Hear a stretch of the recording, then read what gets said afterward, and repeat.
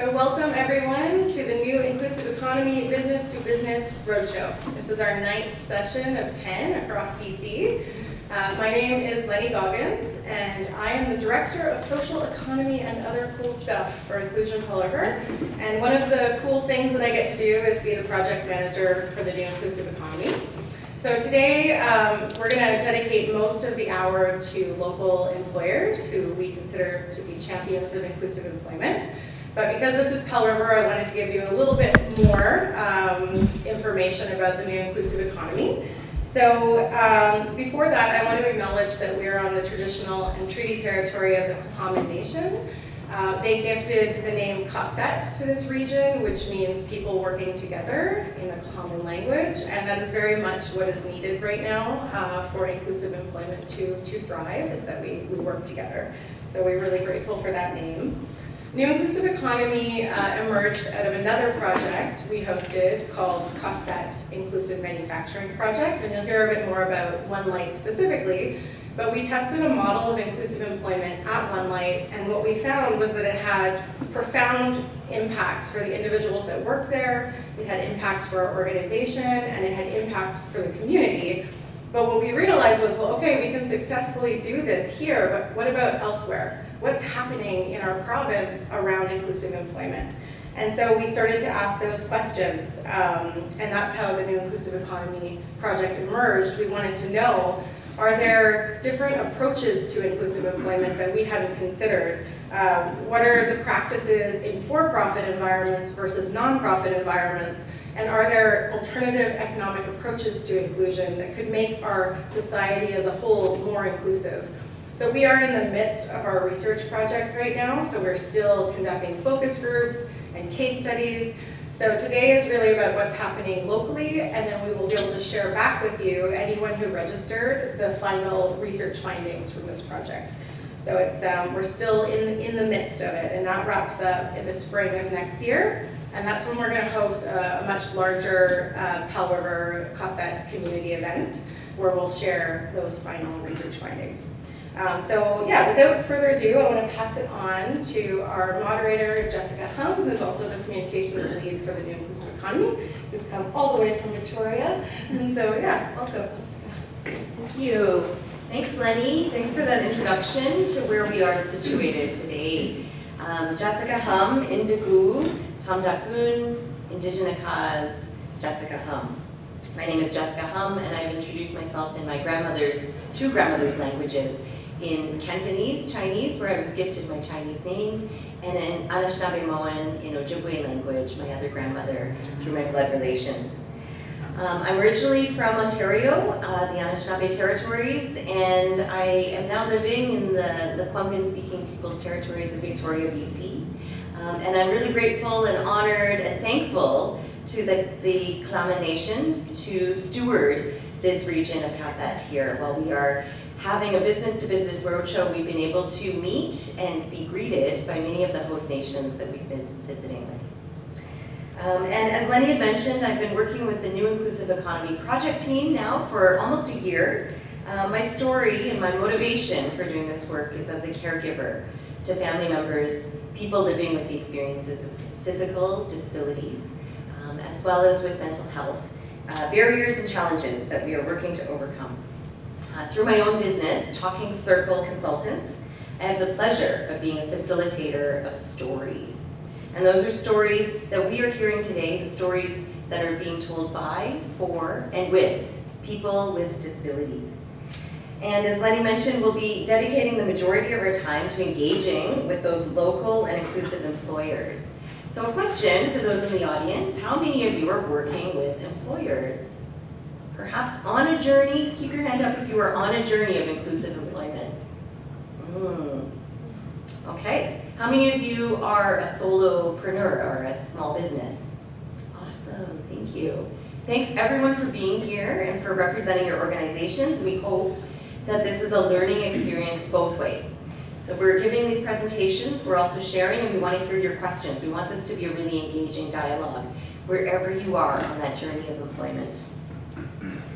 As Lenny had mentioned, during this business-to-business roadshow, we have several communities that we've been visiting, And we've been hosted as well by local organizations who are working with inclusive employers.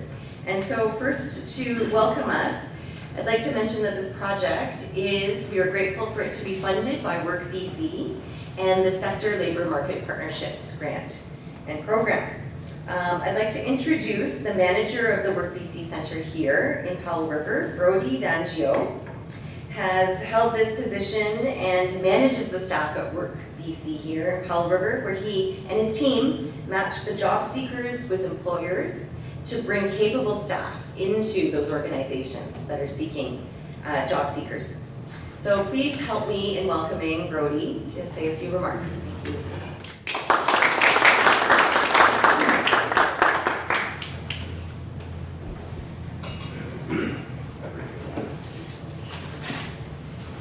Good morning, everyone. Thanks for the introduction. I'm Brody D'Angio. I'm the manager at WorkBC Services. We're one of 2 contracts to do WorkBC services in the area, including Inclusive Employment Services as well. So I'm going to mention a few services we can provide to individuals with disabilities to help support employers, support those employees in the workplace. So anything that I mentioned here can also be done by Inclusive Employment Services. So one of the programs is the wage subsidy program.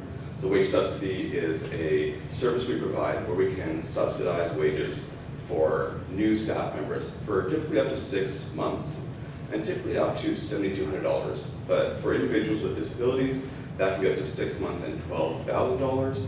And in some special circumstances, it can be up to 40, 50, 60K, up to 78 weeks. So there's this opportunity to bring on new employees before they start, to explore different ways to do training and onboarding and work experience for that time period for those individuals. Rob Hughes, who's with us here today as well, is our wage subsidy coordinator, so he'd be a good contact person if you're looking to use this service itself. You want to make sure that people haven't started yet before you talk about us about that service. So make sure you touch base with us first. Another supportive service we have is assistive technology. Assistive technology is based out of Burnaby, but the referrals come through WorkBC, local centers. Assistive technology can help with things like workplace modifications, assistive devices, modifying people's vehicles, modifying the workplace. So anything from like a hearing aid to big ticket items that really help support individuals who are already staff in your workplaces or who are about to be onboarded. So feel free to touch base with us on that as well. And then lastly, provincial WorkBC item. So it's not necessarily through us, but we do a lot of them in-house and we feel really great at what they are, which is the Employer Training Grant. So for those of you who haven't heard of that, the Employer Training Grant is a subsidy for up to 80% of the training costs for an individual, up to $10,000. They are very accessible. We've done quite a few, and it's really to help either better somebody's position within an organization or help maintain that person in a role that they're currently in. So usually a couple weeks before the program gets going, you gotta make sure you have your application in. And of all the ones we've done, we haven't been turned down one before. So they really are trying to leverage this tool to support employers to support their staff. And that one there's 100% on the employer to pay. So you pay upfront the full amount and potentially get 80% back. So for wage subsidy, connect to Rob Hughes or Connie's team as well at Inclusion Powell River. We can both direct you towards those wage subsidy options. And for assistive technology, same thing. Any local WorkBC office can do a referral.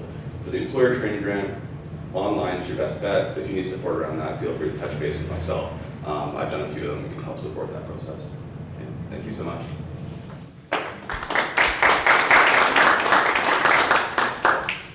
Fantastic. Thank you so much, Brody. And you have hinted at our next speaker. From Inclusion Powell River's Employment Services, she is also the community connector. Connie Pullman-Twin is Inclusion Powell River's Employment Services representative and is going to say a few remarks as well. Please help me in welcoming Connie.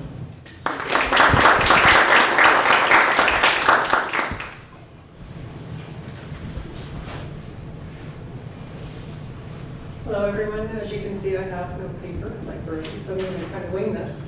And just to, sorry, don't mean to correct you, but I am not the community connector. Apologies. That's okay. So I'm program manager for Employment Services with Inclusion Powell River Society.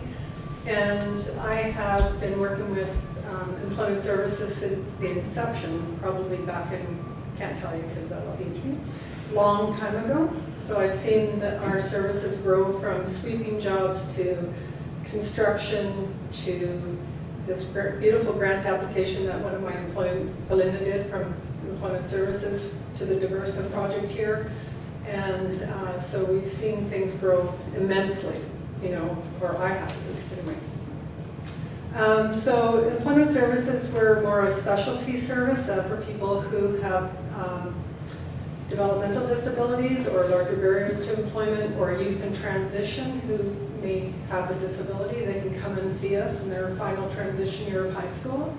Our services support not only the people trying to find work, but also the employers. We kind of have to wear two hats, and we have to think about what the employers need and also what the people we place need.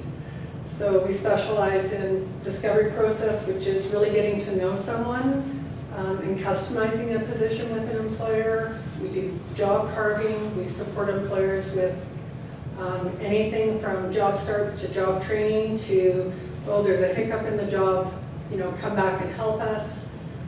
I could list 1,000 things that we would do to save a job.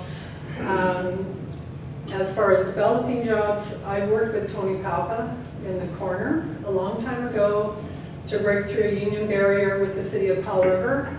And he had one of his students, we made this beautiful film to get someone in to wash the buses in the city, and then we took that film and presented to council. So we try to do creative placements, and we do anything to try to break down barriers, and I guess we try to do the regular job application process, but sometimes a lot of times that doesn't fit. So we really have to step back and think, okay, how can we break down that barrier and how can we place people? And yeah, and Steve also, we had a great connection there, and Steve has been a top employer of ours, and we've inundated him a lot. But he's been wonderful. So anyway, thank you. Fantastic, thank you for that welcome and recognition of the inclusive hiring work that's happening through those connections with Inclusion's Employment Services. Thank you, Connie.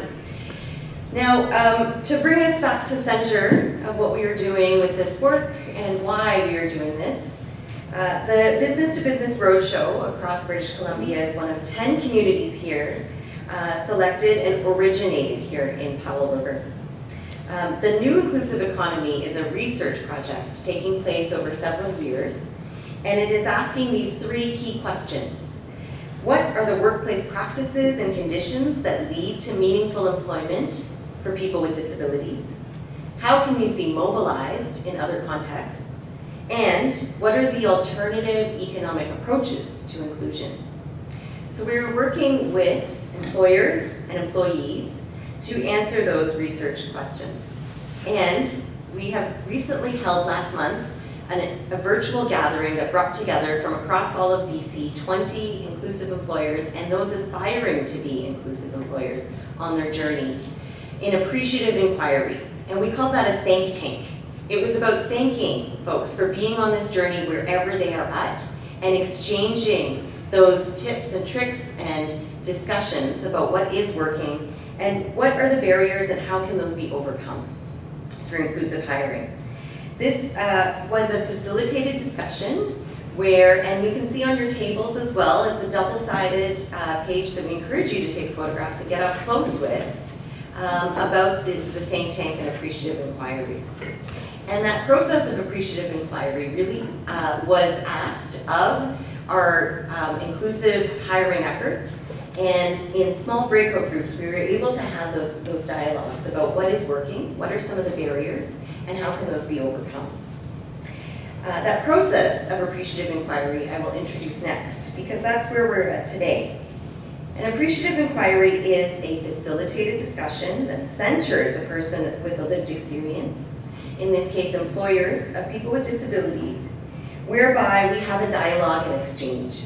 Those stories from the field offer proof, social proof of local solutions, of the promising prototypes and they spread sprinkles of innovation to provide data for recognizing successful patterns.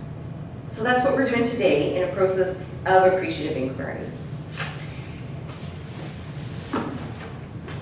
As I mentioned, we have been bringing this discussion and this dialogue in a series of reaching all 8 economic regions across British Columbia.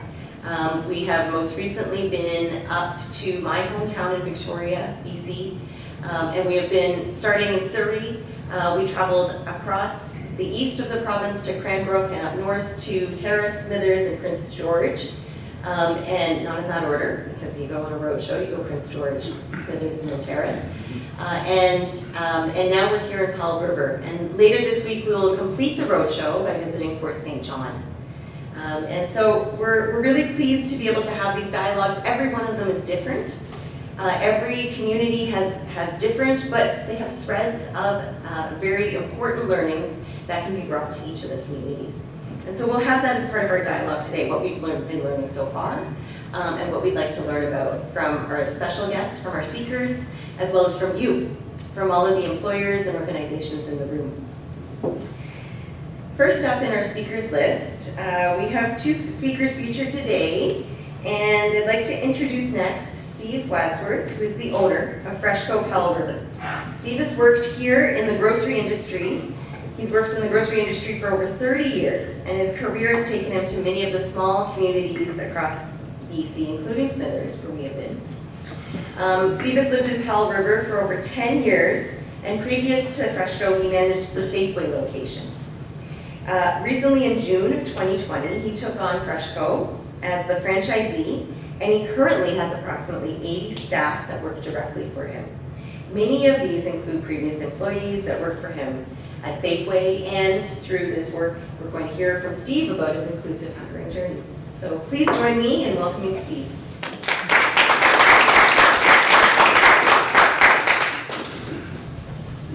Okay, thank you for the introduction. It's great to be here this morning. Lenny, thank you for asking me to share my experience and the benefits of being an inclusive employer. So in my career, I have hired and interviewed and personally trained, over 100, hundreds of employees. The one thing I have learned is that everyone I have ever worked with has something to offer. Hiring is certainly an investment, and it takes time to train, mentor, and follow up. But once you find out what makes an employee tick and you utilize their strengths, it can be a very rewarding experience for them, yourself, and the business. For FreshCo, without a doubt, our employees are the #1 reason for our success, and with over 80 plus employees, I can certainly say we have a diverse crew. I never started out thinking to myself I need to be more of an inclusive employer. I didn't have a mandate, it wasn't pushed on me to do this from a corporate level. Although it has been talked about and is certainly more of a topic recently, I didn't really think about the positive benefits until I saw it myself. FreshCo opened in the spring of 2020 and we were full on COVID. We had a job fair and we literally hired hundreds of employees, about 104 employees I think it was. We did interview after interview, feeling out potential employees as to where they would best fit in. We trained, and we trained some more, and in June we opened and hoped for the best. At this, I could probably say we had 3 or 4 employees with disabilities at that time. Most of the employees had worked for me previously at Safeway, and now they were part of the new FreshCo store. So as COVID progressed, so did the challenge of hiring. Literally, finding people to work had become very challenging. It was and still is one of my #1 concerns as we move a business forward. I remember scratching my head thinking, how can we attract people or at least get them to drop off resumes? When I was getting 1 to 2 resumes a day, now I was getting 1 to 2 a week. I was thinking, man, what can we do? Well, I thought about reaching out to Inclusion and speaking with them about certain positions in the store and candidates that I needed.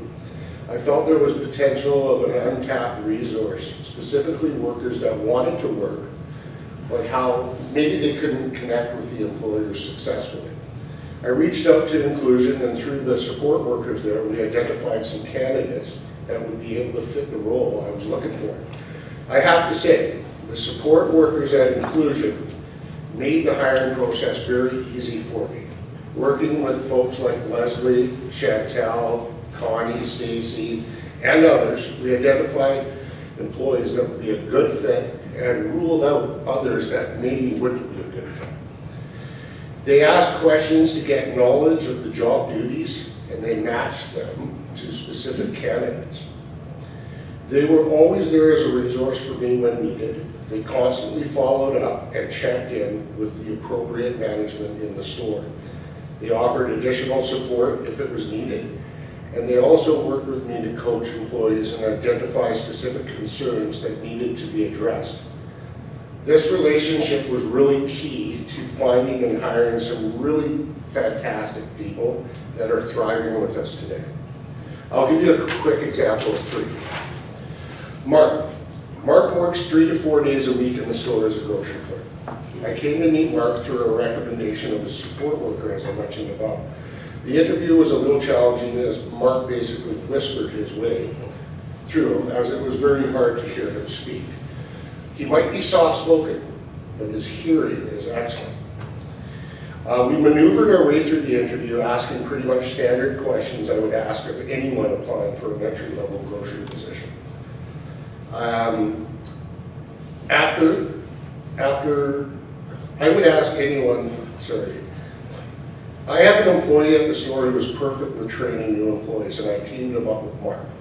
Mark worked alongside this employee and others until he was comfortable to go it alone. He has been with us since 2021. He's accountable, never misses a shift, and is never late.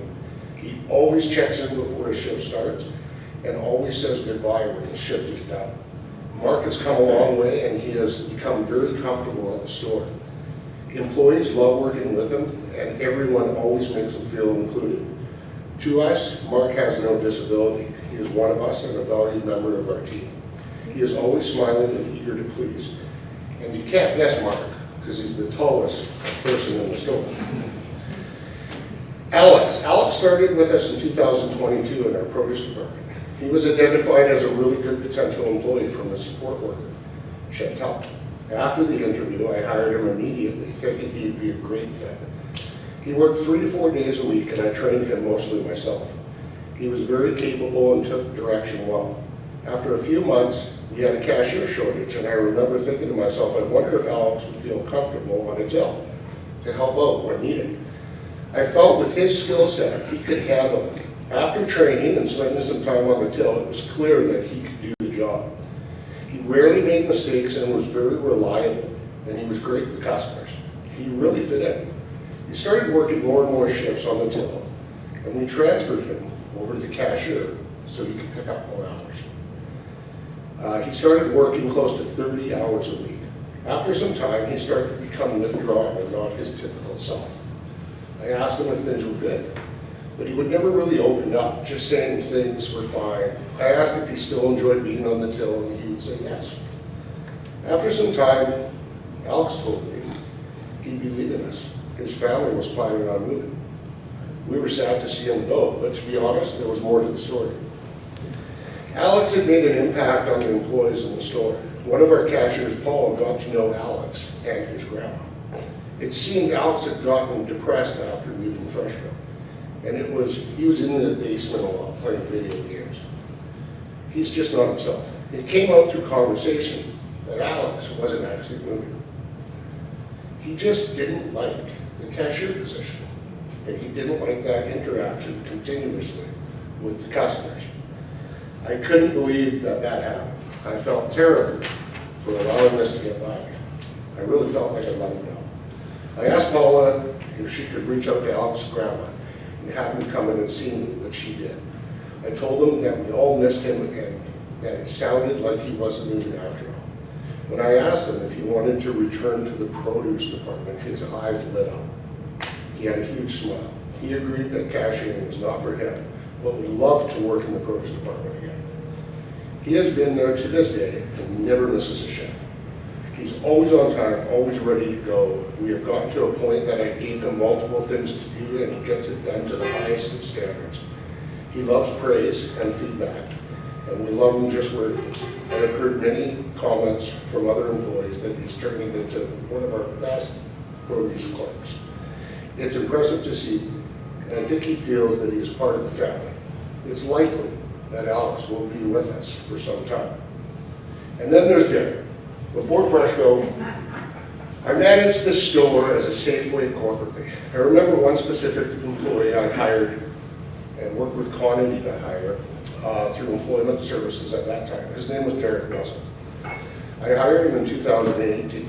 He was so proud and happy to be working there. He swept floors, retrieved buggies, did product sampling, and wrapped groceries. The job meant a lot to Derek, and it actually meant a lot to us, just having him there. I would hear daily how people absolutely loved Derek and how special it felt to work with him. It was a sad day when we announced our closure of Safeway to FreshCo, and he was devastated to hear the news, as were all of us. He was really, really upset. It was a while before I had confirmed that I would be taking on the franchise, and I remember the day I told him, I asked him, I said, Derek, would you like to work at the new FreshCo when it opens? And he said, would I ever? Of course I would. I said, then let's do the interview right now, right here, in the flow of the moment. He said, okay. And I said, and Charlene, my floral manager, was there, and I said, okay, do you want to work at the new FreshCo store? He said, yes. And I said, okay, you're officially hired. And you're officially the very first employee of FreshCo. Woo! He said, now, you have to get lucky. Today I have six or seven, I think it's 7, that would identify of having a disability. 4 of these I've worked directly with inclusion, and there's been more over time. It's been a great fit almost all the time. It's not just a rewarding experience for the employees, but the co-workers as well. Watching these teammates grow and develop with increased responsibility and increased confidence is very rewarding. It's gratifying to provide an opportunity for them to work in a safe and secure setting where they are encouraged and helped along by their peers. Inclusive employment is an important discussion that we should all be having. And I feel our stores now, it's become a part of our culture. It's something we just do without much thought. So if you have any questions, or please, you can ask now, or don't hesitate to ever reach out to me in the future at the store. Just come on in and we can have a conversation. Thank you.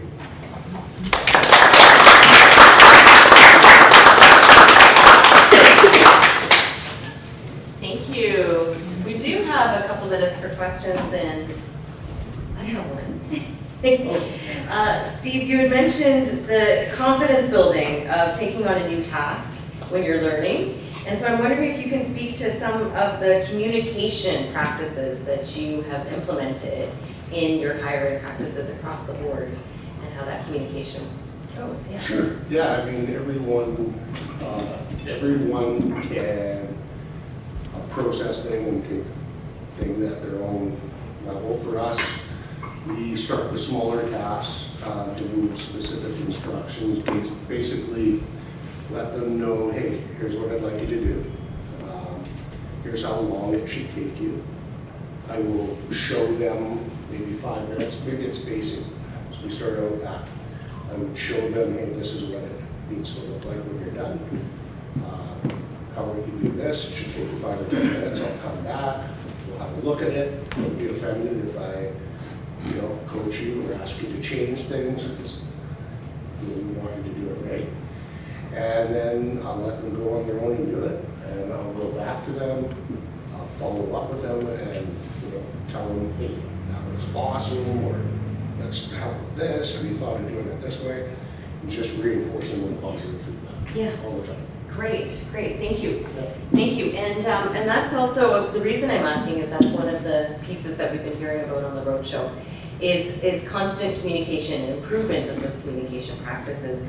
And it's something that can help build the confidence, as you mentioned, but it also it helps to retain great employees, so giving that feedback. So thank you for sharing that little trick and tip.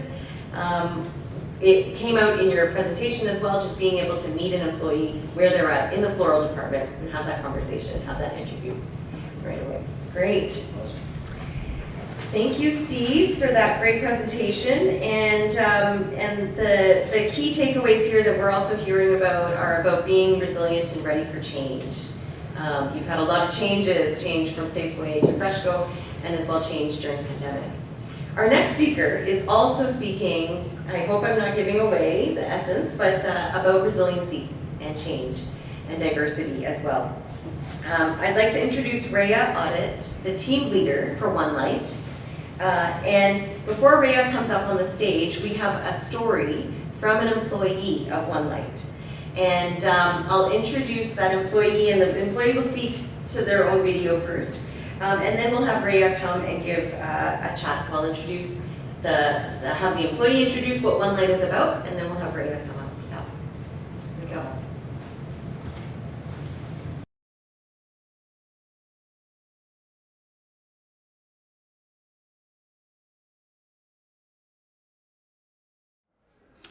Hi, I was a participant in the project at OneLight, and my name is Richard Light, of no relation.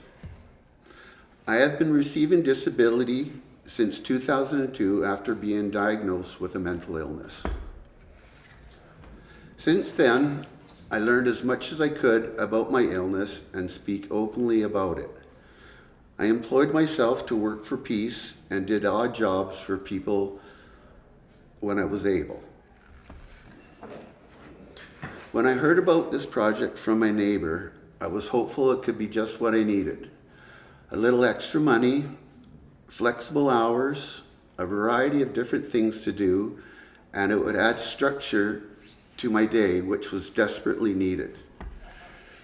For I've been in and out of the hospital suffering with depression and suicidal thoughts.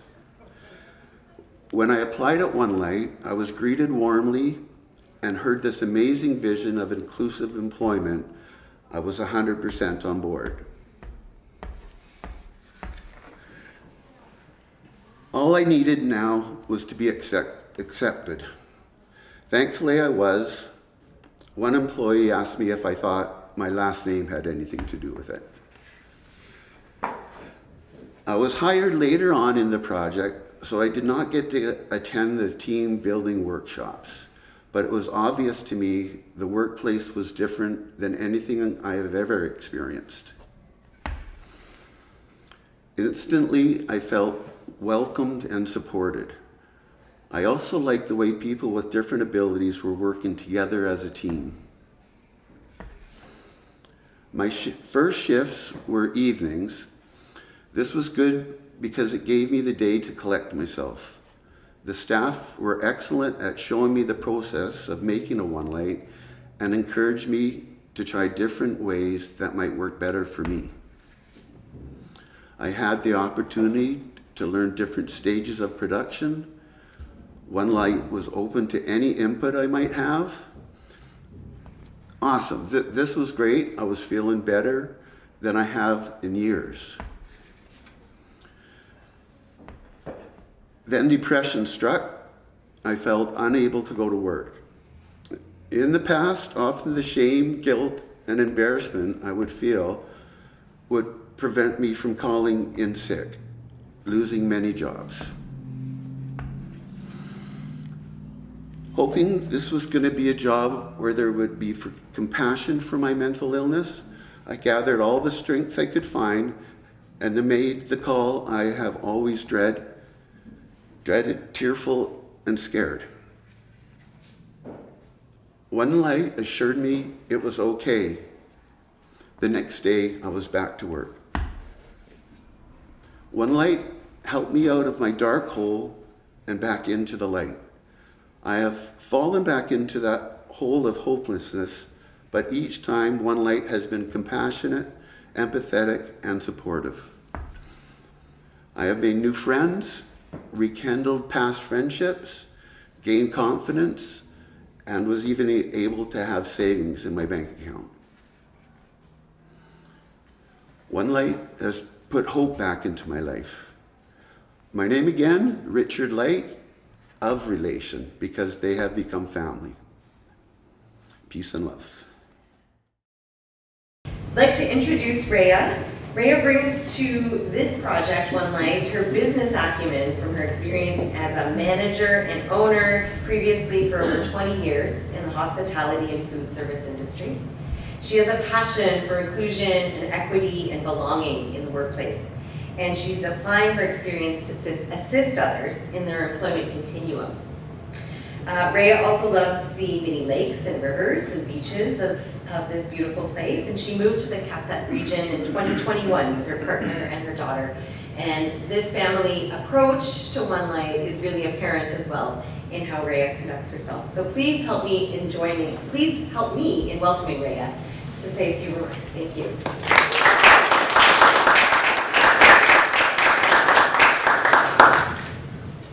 Hey everybody. So my name is Rhea, and I have the privilege of working with an amazing crew over at OneLight. But I want to speak to you about my career in management. I've been at it for over 25 years. As you can note, the gray hair, right? That's what happens in management. So the short version is that I learned that being an inclusive employer is good for business. You'll have increased employee retention, ingenuity, great customer perception, which is awesome. And if you're doing it all right, you'll have great workplace culture with natural supports. And if you have great workplace culture, your job as a manager is easier. Okay, so the long version. So I started managing in my 20s, and I thought, I'm going to show up. I'm trustworthy. I'm going to make sure I do my job and everyone else does their job. And that's what the owner wanted from me, and that's what I expected from myself. And I thought it was good. And then I opened my own business. And I started hiring people, and I hired people that were really similar to me, because that's the easiest to manage. I led by example, by working really hard and trying to share my passion. And we had great staff parties. And again, I thought, okay, I'm pretty good at my job. And things started getting busier. We started needing to employ more people, and we had at one point, I think I was looking for about 10 people to employ. And not a lot of people were coming through the door that were exactly like me. And so I started looking for something different, something where someone had a spark, a passion, something that they could bring to the team. And that really challenged me as a manager to figure out how to connect with each person. That's when, I started looking at different ways to make people feel motivated, valued, figure out how they learned, what their strengths were, and we looked at natural supports. And things started to really improve, and the more diverse my team got, the better my business got.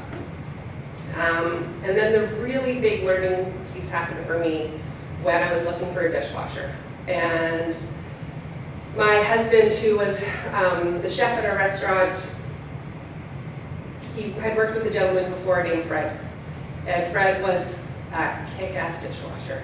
And he came in and we started working together, and every time he'd show up, he would tell me in detail about his mental health, how he was doing that day, his physical body, how he was doing that day.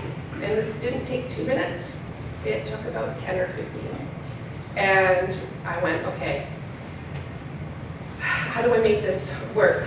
And as we communicated, I realized he needed to tell me how he was doing that day so that I could support him.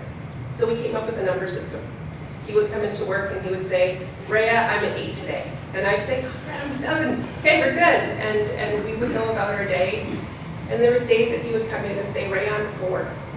And I'd say, okay. And I'd ask my coworkers to go down and bring him the dishes so that he didn't have to do as many trips until he got into a routine. And he changed me as a manager. He made me realize that I needed to grow, and he showed me, I would show him how to do something, and he'd go, well, how about this way, Rhea? He showed me different ways of doing things, and 80% of the time, he was doing things better than I was. He opened my eyes to look at things in a different way, to open myself up to, how do you think we should do it? And again, the restaurant got busier. Staff morale got better. We had a really amazing team. We sold our business, this gets me choked up, but we sold our business at the beginning of this year. And part of that was doing a knowledge transfer. And I went in for a week, and for 4 days I talked about how to, with business licenses, how to go about running the business. And for one day, we talked a lot about Fred. Fred still works there. He texts me probably once a month, lets me know how he's doing. And I am so thankful that I know him, that he impacted my life, that he's still working there, and it's 12 years later. And kind of a similar situation where we gave him opportunity to, because he was proving himself and being so good at his job, to move into other areas in the restaurant. And he said, no, I'm a really, really good dishwasher, and this is where I want to be. So we had a monogrammed apron for him, and we made him, that wasn't just the dish, but that was Fred's own. And he was unbelievably proud of that. Before we sold our restaurant, we hit a point when COVID hit. And it was because of how diverse our team was at our restaurant, I think, had a big part to how we pivoted, how we looked at business different, how we, because myself as a manager looking at all the individuals differently and looking at them for them being the unique person that they are, I also looked at our customer base differently. I looked at our customer base as all different people and not people just like me. And that again helped us to pivot, to change. Our team was behind us 100% because of the culture that we had. And then something pretty unreal happened. We got a phone call. My husband had to go for a major surgery. He was in the hospital for 2 months on a ventilator. He ended up as being in GS Strong for a couple months on the spine ward. And at that point, I looked at all these people with new disabilities, figuring out how to find their way in a world that wasn't created for them. And that changed me again. It was a huge impact on my life. And at that point, we realized as a family we needed to make a change. And I thought, let's go to the most beautiful place in BC, and we moved to Powell River. And when I found out about OneLight and what they were doing, I thought, oh my gosh, this is amazing. This is taking the little things that I've learned and absolutely focusing on them. When I heard about OneLight and their focus on being an inclusive employer, where their policy and business decision is based on being inclusive, a place where they hire the individual and modify the job to suit the individual, I thought, I want to work there. And I can say in my 25 years of management, I've learned more from the people that I work with at OneLight than I have in my career. And it's an absolute joy to go into work every day and work with individuals that have a job that they want to do and go, oh, I don't know if I can do that one. And I go, well, how could we make it work for you? And again, 80% of the time, they're the person that comes up with the solution. They're the person that comes up with the idea of how to make it work.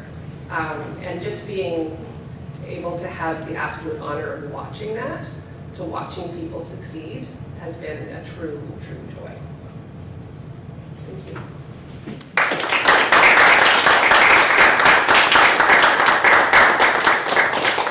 Wonderful, wonderful. Thank you so much for that introduction. And it was not the same presentation. It felt kind of. There were nuggets and sprinkles of things that are very much the thread that binds.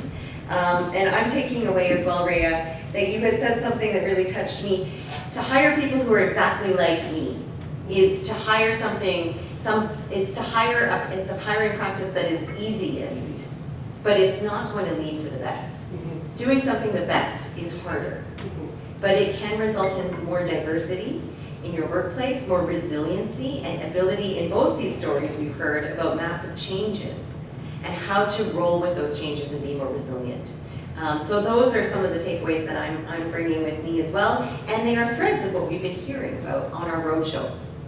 We've been hearing about promising practices for employers through this business-to-business conversation, employers to employers sharing your stories. There are promising practices threads, and they do have a lot to do with the communication, with emphasis on employee flexibility and well-being, which came out in your story, Rhea, of how to be attuned to how an employee is doing that day. Day to day, that's changing, and so how can the whole team support that employee's flexibility, that well-being, health, and it's something that you have to weave in your communication practices to really be listening and changing and adapting. I'm going to draw attention to a graphic that's on the screen, as well as one that's on the table in front of you of our promising practices, promising directions that we have for what we've heard during the roadshow, during our employee and employer engagement. And I'll invite you all in the room to consider what some of these promising practices are and how might they apply to your own workplaces. Whether that's a business, a small business, whether that's an employment services, a nonprofit, a social enterprise, we do believe that all of these can be applicable in your workplace. And you may take some of these and say, we are going to sprinkle them in through our employment journey. Some of them may work, and you may try some, and they may you may set those aside and pause for some time. But I'd like to know from those in the room to kick off our dialogue, we have some time for questions with the panelists too. What do you feel you need to get ready to get started or continue your inclusive employment journey? And is there something that touched on from the speakers that you'd like to hear more about today?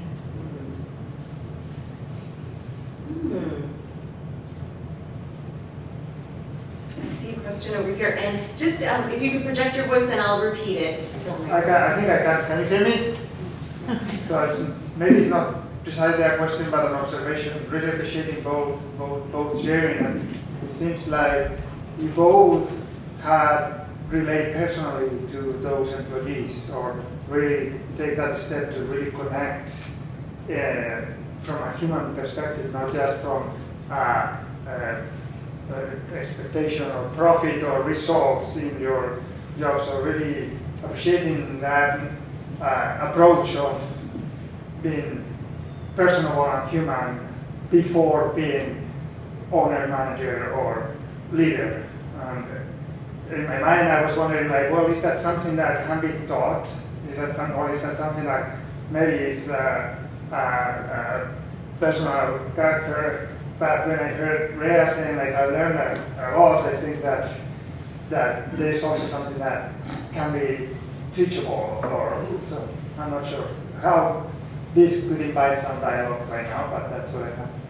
Yeah, I mean, I really found through working at OneLight and having all the resources available to me, I didn't know about all the amazing things that WorkBC with Employment Services,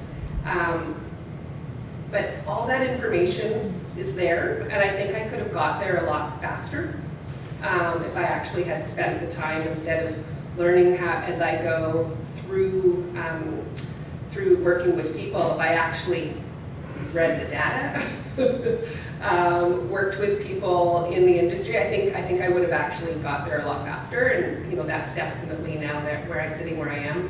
I wish I had. I don't know how you feel about it, but I wish I had got there earlier than I did. I mean, I learned through actual people I work with. But Yeah, I mean, I took a big vested interest in how they're doing. And I think I would say I took more time to connect with them. It's a lot of work as you work with all these employees and get to know them, get to know what takes them to tick. I wouldn't say work, but it does take effort, and you have to be consistent, and you know that that you want them to be very successful.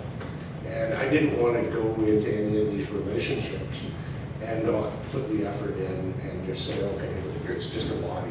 Like, we have to take the time to get them to know them, and we really have to figure out where they might be best suited, and put them into that position that, like, everyone's capable of doing something. So I would say that I took a lot of time in that sense, to get to know them and, you know, just connect with them more on a personal level. So I think that anyone can do that if they put the time and effort in, but it's, you know, you have to be cognizant of it and make it happen.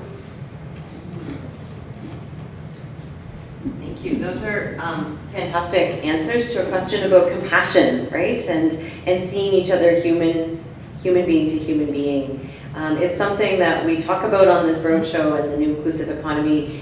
Workplaces that are great for people with disabilities are also workplaces that are great for humans. And if we can have workplaces that are great for all humans, then by that very nature, they're also inclusive of disabilities, people with temporary disabilities or permanent, or anyone along that journey. So the piece about taking the time to see each other as human beings, to build those relationships, you are walking into relationships and you are building new relationships too, is that's just really a common thread as well, and coming out very strong in both of your stories too. Just turning as well, this is a few moments as well for any points of questions, and as well to share your story, if you would like, about where you are at your employment journey, or if anything you've heard today has resonated in your workplace, maybe presently, in the past, or an aspiration that you have for your organization to take into the future. I see a question there. Yes, please. Hi. Go ahead. My name is Rebecca. I work at the public library. Thank you so much for sharing your experiences. I just wanted to start by saying that both of your stories were really impactful, and I'm just really thankful to hear those in our community. My question is about recruitment, and I'm wondering what supports you can think of, or what resources that would support an employer in building a more inclusive recruitment structure. So all the way from like job descriptions through training, hiring managers and people involved in training to avoid those biases that we all sort of inherently bring with us, that I know Ray and you discussed working through, and how we can build a better structure to avoid those things. That's a great question about structural practices. I think that I'm hearing, what are some of the structures that an organization, a workplace, such as the library here, can put in place in your employee attraction and hiring process? So how do you communicate that you're an inclusive employer, or on that journey of inclusivity, to prospective employees? And I have a few things we've heard on the roadshow, but I wonder if you could each, if anyone here, Steve, Rhea wants to speak to what some of your employee attraction. I got some. Yeah.